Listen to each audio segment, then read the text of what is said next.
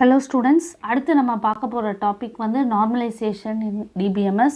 So normalization கீழ நம்ம என்னென்ன டாபிக்ஸ் பார்ப்போம் அப்படின்னு சொன்னா normalizationனா என்ன, நம்ம normalization எதுக்கு பண்றோம், first normal formனா என்ன, second normal formனா என்ன, third normal formனா என்ன, fourth normal formனா என்னன்னு பார்த்துட்டு practice problems அப்படின்னு சொன்னா ஒரு ஃபங்க்ஷனல் டிபெண்டன்சி கொடுத்துட்டு அது எந்த இதில் ஃபங்க்ஷனல் டிபெண்டன்சியோ ரிலேஷனோ கொடுத்துட்டு அது எந்த நார்மல் ஃபார்ம்னு நமக்கு ஐடென்டிஃபை பண்ண சொல்லுவாங்க.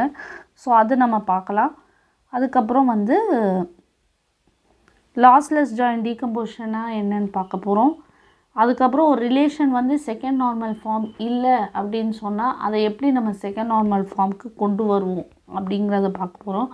அதே மாதிரி ஒரு ரிலேஷன் வந்து தேர்ட் நார்மல் ஃபார்மில் இல்லை அப்படின்னு சொன்னால் அதை எப்படி திருப்பி நம்ம தேர்ட் நார்மல் ஃபார்முக்கு டீகம்போஸ் பண்ணுவோம். இதெல்லாம் வந்து நம்ம நார்மலைசேஷனுங்கிற டாபிக் கீழே பார்க்க போகிறோம்.